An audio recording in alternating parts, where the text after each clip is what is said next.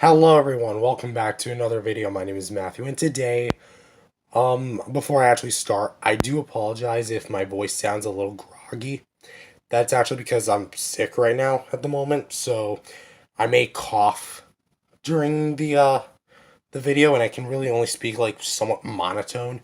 I can go a little higher and lower, but if I go any higher than this, then my voice is gonna sound scratchy, and it's just not gonna sound very good. So basically, we're going to be doing a figure comparison. Today's figure comparison is between another high-end Playmates. This time, it's going to be the radio tower from Godzilla vs. Kong and the HIYA not V2, but the HIYA Heat-Ray version of Godzilla vs. Kong's Godzilla. So, usually I do it in like categories, point by point based. We're keeping the categories, but I think in order to ensure a fair video, there's not going to be a fight. It's just primarily going to be showcasing the differences between this Godzilla and this Godzilla as far as like what a kid's toy has compared to a adult collectible. So let's go ahead and analyze them. When we take a look at the heads of both figures, again, it's more or less the same thing with the Heat-Ray Godzilla from Playmates. It's the exact same mold, very soft kind of plastic use. The head is a more rubberier plastic in comparison to the body, which is actually much more harder plastic, but also features the same sort of detailing as far as the paint applications go. Only difference is that it's orange instead of blue. The teeth is the exact same, the tongue is the exact same. Yes, there is a sculpted in tongue, and it's also casted in a much lighter gray, blueberryish plastic that's very reminiscent of the giant Godzilla that they released a few years back. The HIYA is made of I would say, more similarly colored to this compared to this Heat-Ray counterpart, but has a darker gray, not by much, but has a lot more intricate detailing, and has kind of like a blue spray with the eyes and the tongue, and especially has like very thick paint on the neck, and as well as the dorsal plates. When we take a look at the hands and arms of both figures, again, the limbs are made of more rubbery plastic on the Playmates in comparison to the body itself, with the arms, again, sharing the exact same mold as the Heat-Ray counterpart, and featuring little tiny itty-bitty pieces of paint. The HIYA features much more detailing on the this side of or well, basically its whole arm, and actually has a bit of dry brushing, and not as far as the way paint goes, but there is some very good shading there.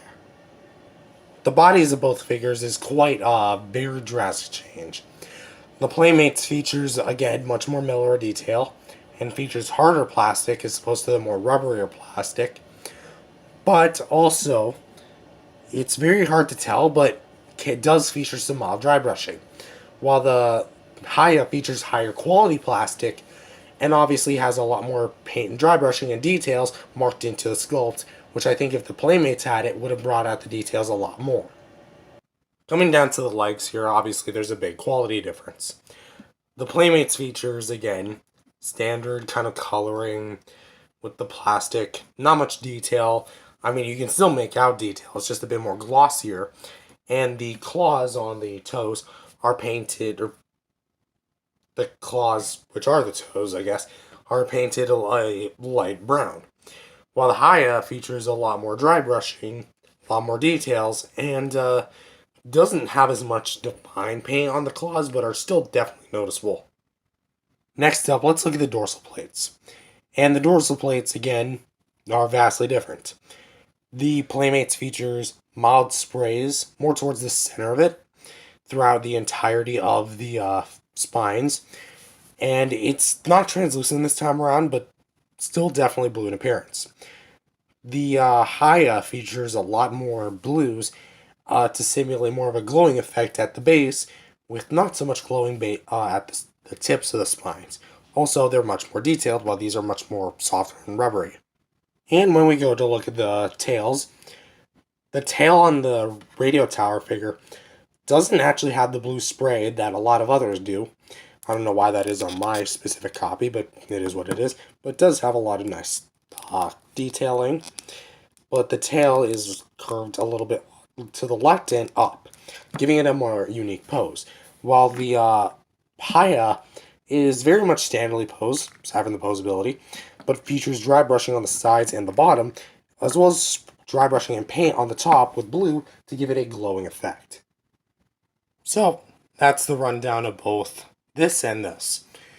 As far as the sculpt and paint goes, I feel like HIYA definitely has brought a lot more to the table than I initially expected, because I've been hearing such great things about this figure. Never really bothered to pick it up because I already had the NECAs, shaky camera, and the Monster Arts. So when I actually got this as a Christmas gift, I actually opened it and I was very, very impressed. I fell in love with this thing. And honestly, the only thing I would change, really, is the paint on the chest and where it transitions to the arms and the paint on the neck. The reason why the paint on the neck is because it looks too much like nail polish. And as a person who has used nail polish to paint his custom figures, I would know that. It just looks too thick, too glossy, and looks really tacky in my opinion. That's the only paint flaw I have with that thing. Kind of more or less the paint flaw-ish is the transition from the chest to the arms, which I think the translucent version fixes by just not having any paint on the front of the chest. Is that the transition from no paint on the shoulders to full-on paint on the chest makes it look like he's wearing some sort of vest. Makes him look like some sort of cop. You know, with those bulletproof vests being often blue or something. I don't know. But maybe put some paint on the gills, and I think that would have been better. But overall, I would say that the paint on this thing is absolutely amazing. And a personal ranking from me, I'm not going to compare the rankings, but I'm just going to give them their own rankings. It's basically like a 2-in-1 review, but I'm comparing what they have. I'm going to give him a 9 out of 10. Just docking that 1 point for the transition and the thicker paint on the neck. The Playmates, kind of hard for me to judge given the more lower quality end of figures here. It tries what it has with.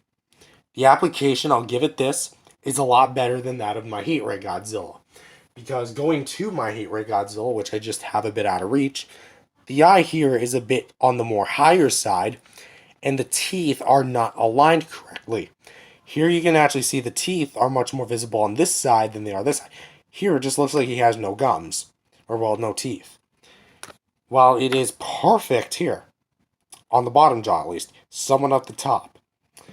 Also, the fact that this actually has some visible dry brushing, this does not. I know it has it, but it's so minuscule.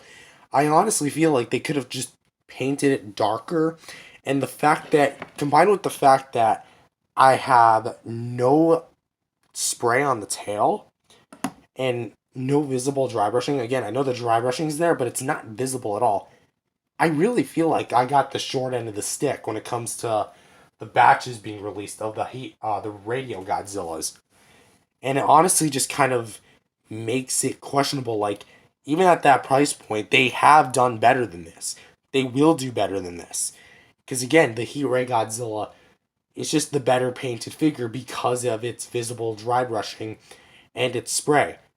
Again, this has it at major release. But the fact that I didn't get it at mine really makes it questionable as to, are all units like that? They're so inconsistent with each other. And again, I know these are mass produced, simple to put together figures, very cheap, $10, can't go wrong. I know I just spoiled the price, but again, it's kind of makes you wonder, is it even worth buying if it can't even reach its full potential? So for paint, I'm going to have to dock her down to 6.5 out of 10. I know, I'm being a bit harsh, but the fact that I got the shorter end of the stick, plus the application itself, I feel it could be a little bit better. Especially because over time, if you want to put the Heat Ray Godzilla into this guy's mouth, it's going to start wearing down over time. And the fact that this is made for toys, the paint is not going to last. You give this to like a 3-year-old kid, chucks it over across the room, it's probably going to at least bend, damage these spines. Yeah, they're made of very rubbery material, but especially here, it's made of so very thin plastic. It's not going to last at all. So really, it's all up to you. So 9 out of 10, 6.5 out of 10 for Sculpt and Paint. Next up, we're going to take a look at the articulation, or opposability. You've heard the same song and dance who knows how many times, so let's just go ahead and onto it. First, let's take a look at the Playmates, because that's a bit more easier to go over. The Playmates has a, fixing the focus on my camera here, it has a fixed, well, not a fixed neck. No, there is not a joint. I know it advertises that you can twist it, but trust me, you do not want to twist it. The reason why is because, I think it's best explained on the HIYA Godzilla, is that the HIYA, or this Godzilla sculpt, actually is plugged into the body on a big square peg. Now, at first glance, that might seem like, okay, I can just rotate it diagonally. No. Basically what that means is that it's all squared off, and if it was a circle, yeah, you can get it to rotate, but guess what? It's not. If you try rotating it, you'll kind of see the seam line here. See that? That is starting to split because of it moving. So ultimately, if you do that too far, you're going to end up breaking and snapping that joint right off. Or over time, you're going to eventually degrade the rubber on this big square peg. And yeah, you're going to have a broken Godzilla figure, which I don't recommend. We have a hinge at the jaw, which I think is pretty much self-explanatory with all NECAs and Monster Arts and HIYA Toys figures nowadays. You have swivel joints here at the shoulders, not much in the elbow or wrists, nothing in the waist. The leg goes back and forth. In a fixed position, it is stepping forward. So as far as posability, you're not going to get much out of it. You can go this far forward, maybe kick someone, go back a bit as if you're about to charge a kick. Same thing with this leg, although it is a bit more accurately posed, quote unquote. But it has, it can only go up that far and go backwards about that far. There's nothing at the feet, because again, much like the legs, they're plugged in onto the body on a big square peg. So again, I do not recommend that. And for the tail, there's one big ball joint here at the base of the tail, which can go down about that far, up about that far, to the left about, without rotating it, about that far, to the right about, again, without rotating it, that far, and can actually rotate all the way around, go pretty much wherever you want it to go. And there's no bendy wire here, but it is made of a pliable rubber. So I assume that if you wind up with a version like mine, you could possibly put this whole thing in boiling water, put this in like a pre-positioned pose, freeze it or whatever, let it cool down, and then it'll work like a charm. So that is it for the Playmates Godzilla posability. Next, let's talk about the HIYA Godzilla. And something the HIYA Godzilla. Something I failed to mention in my previous review, at least I think I don't remember mentioning it precisely. But we'll actually talk about that. The hinge jaw goes like that. Hinge at the tongue, although do keep in mind if you have it lowered, you close the jaw, open it up again, the tongue will be raised back up. It's just how it works. Now, at first glance, the head and neck seems to be multiple segments, right? Wrong.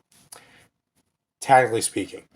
The original 2021 Godzilla had multiple segments, and back here was actually a ball hinge joint that allowed you to get some extra mileage out of the head.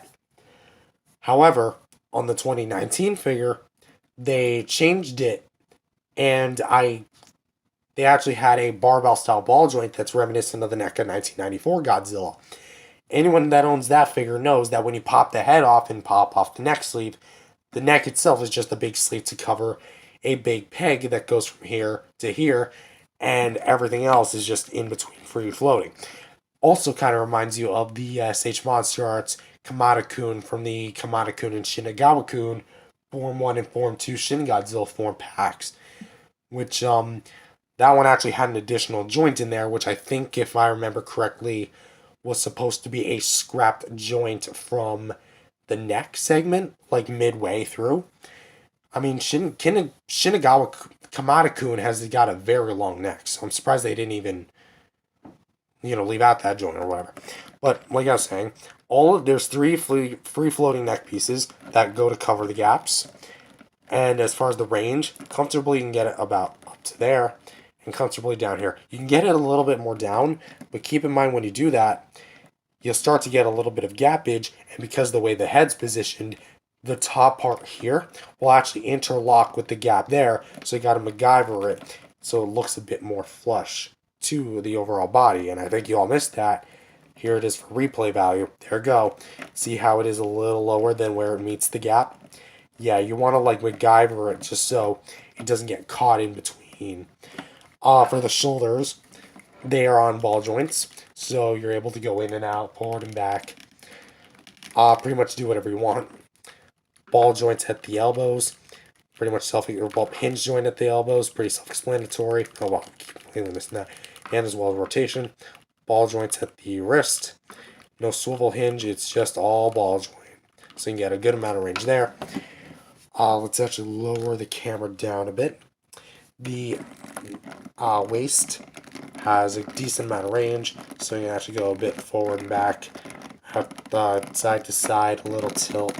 I wouldn't recommend doing it far because, again, you get the gappage, which I think that's something that the NECA definitely has over the HIYA. But again, we're not talking about the NECA one right now, we're talking about the HIYA.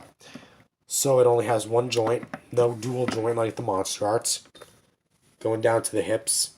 The hips are definitely the most expressive part of the figure. Debatably, as we'll see in a sec. Posing the arms upward. They're similar to the Monster Arts and the NECA in that they're able to go in and out, forward and back, but they also have like sculpted in brains, so it actually looks somewhat flush and natural. You can get a pretty good rotation. I don't know if you can go all the way around. Oh, you definitely can. Oh, wow, that is beautiful. Let's rotate that back, shall we? Oh, yeah. So, next we got a hinged knee. Dual hinge, actually. Here and here. That can go a bit in and out. Ball joint at the foot, which is somewhat good with range. Can rotate a bit. And has 9 joints across the entirety of the tail. So you can get a good amount of range here. Good amount of range there. Go not that far down, but can go decently up. It's mostly the side to side range, and ultimately it goes for a very organic feel in my opinion. So when we go to a pretty much a standstill here, honestly, looking at both figures, well, on their own, of course, the HIYA, in my opinion, gives a lot of good things about it, and I like it. I like the head posability. Granted, I do think that if you bend it a little downward, because keep in mind, Godzilla, the Monster vs. Godzilla does tend to look down a lot, assuming he's not face to face with King Ghidorah. He definitely does have that sort of MacGyver, especially because he's in the movie facing a much more smaller opponent. You want him to be looking downward, and that might be a bit tricky with Kong. That being said, there's also not too much bending. I mean, you can get it to bend, it's just not that much range. So, as far as range goes, I mean, at least this has the possibility to pull something like that off. Unlike I didn't really expect it. But, of course, overall, I definitely think that there are some things that could be improved. Like, for example, maybe a bit more range on the legs. The tail could use a bit more up and down. The arms are fine, honestly. Maybe like a bicep joint or something. And I definitely think the head joint is fine on its own, too. And I also love the way that the jaw itself moves, because you can also pose the tongue individually with the jaw.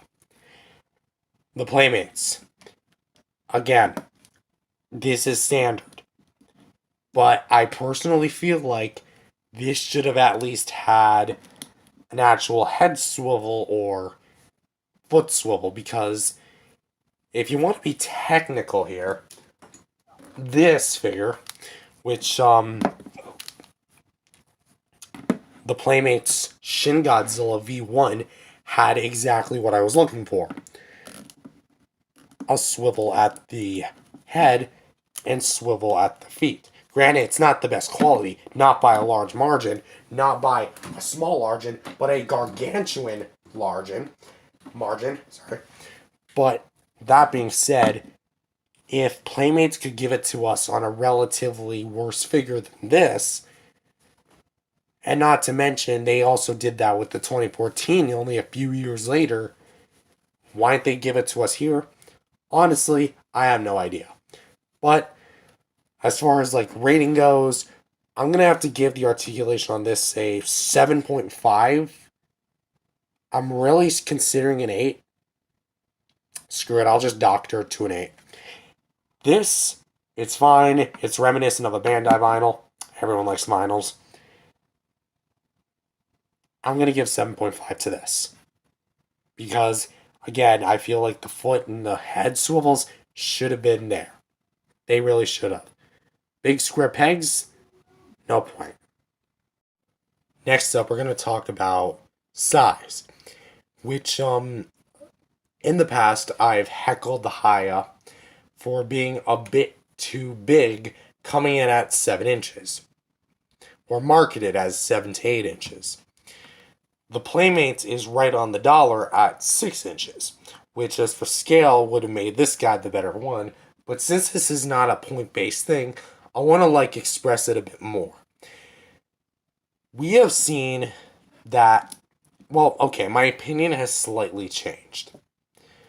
Do I still think that the HIYA is a bit bigger or a bit too big to really sit in with 6 inch? In my opinion, yes. Because on the shelf, keep in mind, I have all my Monsterverse stuff lined up on the same exact part of my shelf. This HIYA, all the Playmates, NECA, and Monster Art stuff, they all fit in perfectly with each other.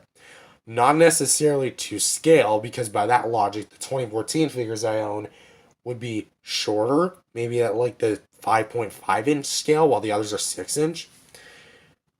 But it still looks good as far as 6 inch uniform figures, shoulder to shoulder to shoulder go. This HIYA just looks a bit too large, because it is too large, and it's mainly prominent here.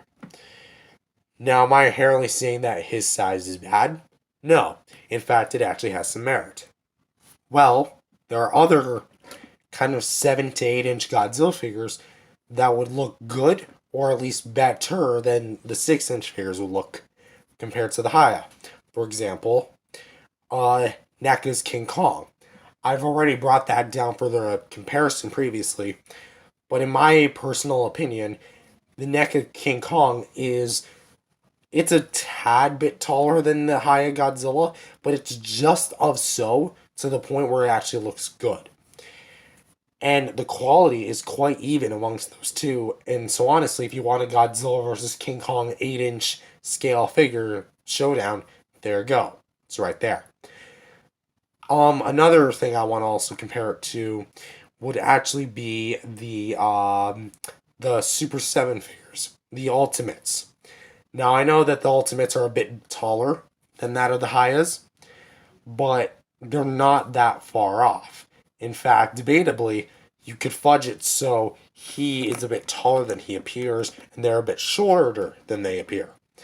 Assuming Super 7 Ultimates actually have that sort of posability, which, from what I've heard, no, they do not. So, and also, NECA and Monster Arts have produced somewhat larger of scale figures in their respective lines that are just a bit more on the more massive side. What do I mean by this? The NECA 2003. This is NECA's biggest 6 inch scale Godzilla figure they've ever made. And it's actually a tad bit taller. Well, actually, let's give this figure a fair chance here.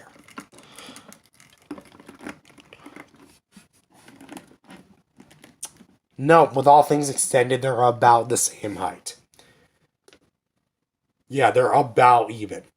So, I don't know why NECA decided to make the 2003 Godzilla their biggest. maybe with all like the components it has as far as joints go, there was no way they were going to be able to cut the joints, so they had to size it up in comparison to their other Godzillas. That's just my personal theory. But yeah, you can definitely see it at full force that the HIYA does in fact it doesn't really work with the other 6-inch figures. But as far as like its own unique scaling, that's where it goes a bit better because it has other figures from its own line to compare it to, like Mothra, Rodan, Ghidorah. They're all in scale with it and can scale well with it. Kong especially. I don't know what Mechagodzilla is going to look like. HIYA has not released any details. They have released details about 2014 and the female Muta, which are in scale because 2014 is about this tall, so about as tall as a 6-inch. Which bringing in the NECA Godzilla 2014, this is what the scale should, at least hypothetically, fundamentally look like. Because as far as the head shape, they're practically even. And as far as proportion, he's much more bigger and girthier than him. But 2014 has the longer tail, which is kind of to be expected given the fact that that's literally what they did for the movie design. So where am I really getting at this here? I feel as if the Playmates can scale well with other 6-inch Godzilla figures, but the HIYA is made for its own line because it's a bit bigger than the 6-inch figures, obviously, as you can see. This is definitive scaling, but it's also a bit too small for something like Super 7, which I've discussed could be fudged, but it still wouldn't look of said like fleshed out. It's meant to be in its own line, uniform with its other movie monster counterparts, with the exception of Kong Skull Island, because by that logic, Kong Skull Island figure should only be about this big. Kong, I think, was only like 107 feet. Was he that big? Can't remember. But he was about that size. So, to put this all into perspective, I'm going to go, as far as scaling goes, don't really have much of a complaint. Maybe he's a bit on the more smaller side of a 6-inch figure, even though it seems weird. He's close, so I'm going to have to rate that a 9 out of 10. And this one I'm going to actually rate a... I'm going to say 7.5 because I like that he scales with his own, but next to other Godzilla figures I have, he just doesn't really fit the bill. So, what's next? The accessories, which, again, I've compared the accessories of HIYA and Playmates toys like who knows how many times, so we're going to keep this brief, simple, and short. The Playmates has, or the HIYA has a beam, really long beam, and an alternate jaw piece, which I'm not going to be taking that off because that could be scratch and paint, and an alternate neck piece, which you're just going to pop off the 3 neck pieces and the head joint, pop this on, and have him raise the beam up, or you could just have these 3 neck sleeves on, pop off the head, pop off this, and you could just have Godzilla shooting his beam wherever you want. The Playmates has a piece of battle damage, which, yes, does count as an accessory. Watch my previous comparison videos if you really want to know why. But it just goes on like that. And comes with a radio tower, yes. So it goes in this hand, and the most comfortable way I like to put it in is like this. You put the tower in like this to where... piece of fur on my hand. I have dogs, so it kind of goes in like this, and it's not a firm grip, but he has a decent amount of grip, so a little bit of play action, but it's nothing, yeah, exactly, nothing too bad, I would say. So again, even though this is not the HIYA Godzilla, he's still able to use it. Pulling up the HIYA Godzilla shows, well, obviously it's the same mold, but this... it connects to the HIYA Godzilla with a peg at the back of its mouth, and the radio tower Godzilla can actually plug it in. And I'm not gonna go in like super deep with that because I do not want to paint that chip that paint any more than it already has been. But what's funny to note is that in the Godzilla versus Kong, what is it? The play set for the Hollow Earth, they actually had this figure repainted a bit. It was still obviously the Radio Tower Godzilla, but he came with the heat ray. So I think that's a little fun thing to just point out. But with that being said, who do I think has, well, obviously it's not who do I think has the better accessories, but who do I think, how do I think they do their accessories? How good are they? With HIYA, my real biggest complaint is really the beam, the placement of the beam. On paper, it doesn't sound like a bad idea to have it on the mouth, but in execution, honestly, it's just the placement of the beam itself. I know it's in the mouth, but the trajectory of the beam should be going straight forward, not necessarily up, because that's not how the beam was. Because if you want to go downward, then guess what? It's just going to go downward. There's no straight. It should look like this. But instead, because of the trajectory of the mouth, it's going like this. And in my opinion, that kind of sucks. But when you have it looking up, it's not as noticeable. But once you get it to you, it kind of gets to you. With the Playmates, I wish this had a bit of a better grip. But again, it's firm in there. And I mean, if you're just going to have it on the shelf, it's not going to really be much of a problem. Although if you bump the shelf, it might pose a bit of issues. Also, I forgot to like completely mention the ratings of the accessories. For HIYA, I would give it the accessories basically a 9 out of 10. Again, the docked point does come from the trajectory of the beam, which if you're going to be having it posed this way, it really is noticeable. And the I'm going to rate you as same as him, like 9 out of 10, because the grip, it just doesn't feel the most secure, and it actually does take a little bit of time to actually finagle it in there. I just got used to it over time, so that's why I got it in there quick.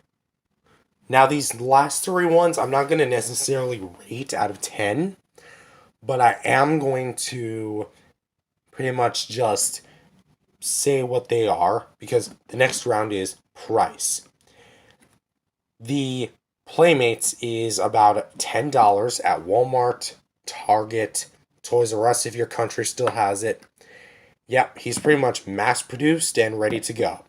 Although it is worth noting, it's not the same figure exactly, but it is a retooled version of. It's like a hybrid figure, I should actually clarify. It's a hybrid figure between this and this for the Godzilla Kong the New Empire line, in that he has the dorsal plates coloring of this, a slightly darker body. It's like mid-tone, this and this together. And he comes with a beam. The tail is a bit different, and the legs are a tad bit slimmer. But it's basically the same figure. So if you wanted to get one of those, I would recommend maybe that. Maybe. I don't have any plans to buy that figure in specific, but we'll see what comes. So, as of right now, he is still readily available. The HIYA Godzilla is just making its wares around to like various comic book stores. I don't think it's hit any major retailers like that, but at retail costs about $50, which $50 for a figure like this, that is worth it. And honestly, it's perfect. Which again, I think that's kind of price and availability together, so that's like category 5 and 6 right there. It feels like I'm saying category 5 or 6 kaiju threat level from Pacific Rim. If you watch the movie, you know what I'm talking about. So again, he's all around at any major retailer for about $10. He's more at collectible stores and like comic shops at like $50. And also on the website for about $50. Playmates toys. I'm sorry. HIYA toys. My apologies. This is Playmates. And it also brings us into round 7, or category 7, not necessarily round because there's no fighting. The boxes, which I'm not going to bring them down just because I've showed them who knows how many times, not to mention I made like a good chunk of box showcase episodes on them. Plus, I didn't actually get him in a box, I just got him from a lot. This guy has a open box display reminiscent of the Bandai vinyls, the Bandai Creation. I know they're not called Creation, but just for the sake of familiarity, I'm calling it Creation, just so you guys know. This guy comes in a box similar to that. It's a bit thinner, but comes with like himself, tail disattached, battle damage disattached, and of course, radio tower disattached. And it's open box, so you can actually look and see what you're getting, even feel it. And in my opinion, that's what should look like. He has a closed box with decent enough promo pictures and artwork on the box that does not follow the style guide of the movie. Which, if I had to guess, maybe movie companies say that action figures can only follow like a style guide for like a certain amount of time before they start re-releasing stuff. That or HIYA is just completely immune to that. That being said, it's not really good for consumers because when you actually go into retail to buy these, am I going to have maybe like a splotch of paint missing or scuffed right out of the box or something like that? I want to see what I'm getting. So you can pick out the best quality of this one, maybe not so much for this one. But that's honestly about it for the whole comparison. So, how do I overall rank, or what's my overall opinions about both figures? Both figures do their job amazingly and alright. What do I mean by this? His articulation, sculpt and paint, the price, his accessories, they're worth it. They're killer.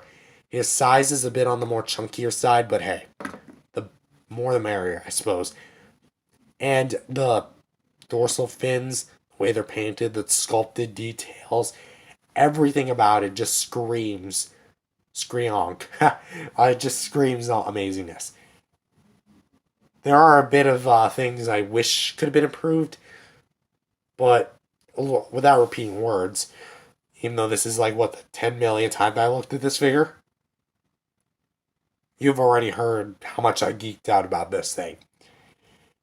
The Playmates radio tower, it's fine. It's not the most groundbreaking figure, because debatably I would actually compare or say I prefer the look of this figure over this, just merely at the fact that, like, I don't know, there's just something about a lighter Godzilla that just appeals to the shelf better in a shelf that's mainly filled with dark charcoal grays and blacks. But with that being said, I also have to say that the application of the paint itself is a bit and there's not really much of a spray at all on the tail, which, despite the fact that there obviously is on a lot of other people's figures, mine didn't get that treatment, and I'm a little bit bummed out of that. But still, regardless, it's a good kid's toy. It does its job. The quality is a bit subpar, but again, $10 at a major retail store, that hasn't happened since, I don't even know. But with that being said, both figures served their purpose well. And in all honesty, the winner, there doesn't have to be a winner, but the winner is up to you. Do you like a more cheaper, affordable, more readily available kids' toy to come across in the stores? Or do you prefer a much more grittier, realistic looking, more screen accurate Godzilla figure for the adult market? Definitely subscribe if you like this video. Leave a like and subscribe to the channel today. I'm just repeating lips. Believe in Jesus, accept Him as your Lord and Savior today. Spread the gospel, and I'll see you guys in the next video. Peace out, everyone. God bless.